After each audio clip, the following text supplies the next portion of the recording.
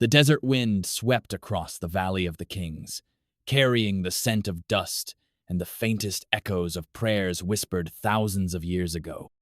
Under the relentless Egyptian sun, the golden sands shifted, sometimes revealing, sometimes hiding, the silent remains of a civilization obsessed with eternity.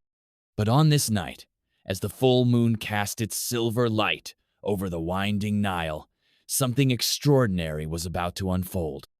A story that would bridge millennia and leave even the most skeptical minds questioning what is real. It all began with a question. Dr. Layla Hassan, a renowned Egyptologist known for her relentless curiosity, stood at the entrance of a newly discovered tomb. Her flashlight cut through the darkness, illuminating hieroglyphs that seemed to shimmer with life. The air was thick with anticipation, as if the very stones were waiting for a secret to be revealed. Layla's heart pounded, not from fear, but from the thrill of discovery. She had spent years studying fragments of the Book of the Dead, the ancient Egyptian text meant to guide souls through the underworld. But this tomb was different. The carvings on its walls were more intricate than anything she'd seen, almost three-dimensional, as if inviting her to step inside their world. As she traced the delicate lines of the hieroglyphs, a strange sensation washed over her, a tingling at the base of her skull, a whisper at the edge of her hearing. For a moment, the world seemed to tilt.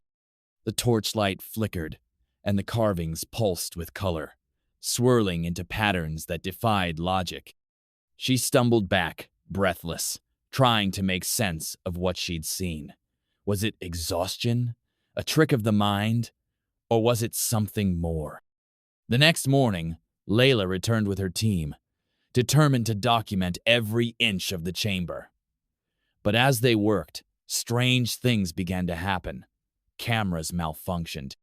Batteries drained without reason.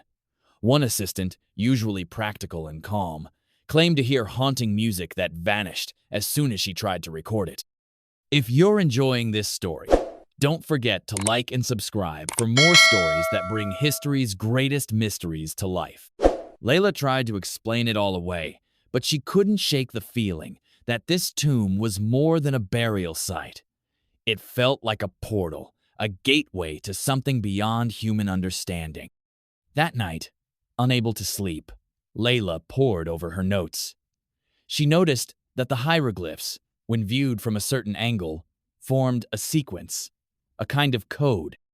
The ancient Egyptians believed that words had power, that to write or speak something was to make it real. What if the Book of the Dead wasn't just a guide for the afterlife, but an interface? A manual for navigating a virtual reality created by the mind? The idea was bold, even heretical, but the more she thought about it, the more it made sense. The Egyptians imagined the afterlife as a journey filled with challenges, puzzles, and encounters, each requiring knowledge, courage, and the right passwords to move forward. The Book of the Dead was full of spells, instructions, and vivid images, all meant to prepare the soul for this journey. What if the tomb itself was designed to trigger an immersive experience, a kind of ancient VR, using art, sound, and ritual to transport the initiate into another realm? Driven by a mix of skepticism and wonder, Layla decided to test her theory. She returned to the tomb alone, carrying only her notebook, a recorder, and an open mind. She began to recite the spells inscribed on the walls, her voice echoing in the darkness. At first, nothing happened. Then, as she reached the passage about the weighing of the heart, the air grew thick, charged with static. The hieroglyphs glowed faintly, casting strange shadows. Layla felt herself slipping, falling, yet standing still. Suddenly, she was no longer in the tomb. She stood on the banks of a vast, black river, its surface smooth as glass. In the distance, a golden boat floated, crewed by figures with the heads of animals: Anubis, Thoth, Horus, more real than any statue or painting. Was this a dream? A hallucination? Or had she truly crossed a threshold, activated by the ancient code she'd studied for so long? The journey began. With a heart full of fear and wonder, Layla boarded the golden boat. The gods spoke in riddles, their voices deep and ancient. Each challenge matched the trials described in the Book of the Dead. The lake of fire, the field of reeds, the monstrous Amit waiting to devour the unworthy. But here, the experience was real. Layla felt the heat of the flames, the cool rush of the river, the weight of her own heart as it was placed on the scales of judgment. Her memories, regrets, and triumphs were replayed, judged, and woven into the fabric of this otherworldly realm. The line between reality and illusion vanished. Layla's senses were overwhelmed by colors, sounds, and emotions too intense to describe.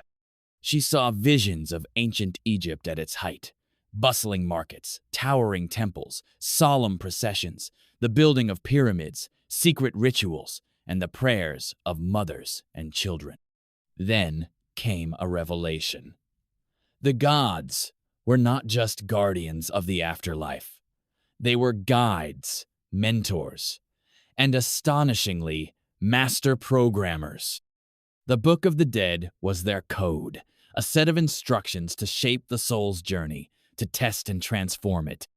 Layla realized that the Egyptians had created a kind of spiritual technology, a virtual reality built not from circuits, but from symbols, stories, and shared belief.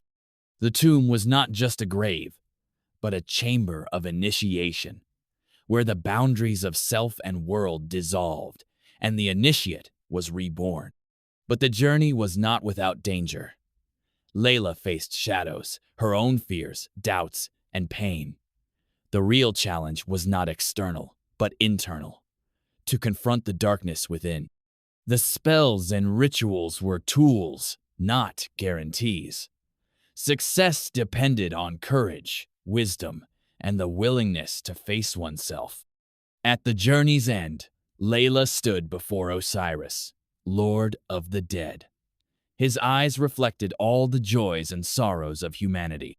"Why have you come, mortal?" he asked, his voice both powerful and kind. Layla answered, her voice steady. "To understand, to remember, to bring back what was lost." Osiris nodded. "Then you must choose. Remain here, or return to your world with the knowledge you have gained." The choice was hard. The underworld was beautiful and full of possibility. But Layla knew her purpose. She chose to return. With a rush of wind and a flash of light, she was back in the tomb, gasping for breath. The hieroglyphs were silent, the air still, but something inside her had changed. She felt awe, humility, and a connection to something greater, a realization that the boundaries between past and present, myth and reality, were more porous than she had ever imagined. In the days that followed, Layla struggled to put her experience into words. Her colleagues dismissed her story as stress or imagination. But Layla knew what she had seen and learned. She began to write a new Book of the Dead, blending ancient wisdom with modern insight. She wrote about the power of stories, the importance of ritual, and the mind's ability to create worlds within worlds. Her work sparked controversy and fascination. Some called her a visionary, others a heretic. But Layla was undeterred. She had glimpsed the heart of an ancient mystery, a technology of the soul encoded in myth and ritual, waiting to be rediscovered. Her story spread through universities, museums, and across the internet. People began to see the Book of the Dead not as a relic, but as a living manual for navigating the unknown, in this world or the next. In the end, Layla's journey was not just about the past. It was about the future, the possibilities that open when we dare to question, imagine, and step beyond what we think we know. The desert wind still howls across the Valley of the Kings, carrying the echoes of ancient prayers and the promise of new adventures. Somewhere, deep in the sands, the Book of the Dead waits its secrets ready for those bold enough to seek them. So, fellow travelers, what if the next leap in virtual reality isn't in the technology we build, but in the ancient stories we inherit? What if the first VR engineers were the ancients, and their greatest creation is still waiting for us to log in? The journey is yours to begin. If you were captivated by this journey through time, don't forget to like this video, subscribe to our channel, and share this story with others who love discovery. What ancient mystery should we explore next? Drop your ideas in the comments, and remember, history isn't just what happened. It's what could happen if you dare to imagine.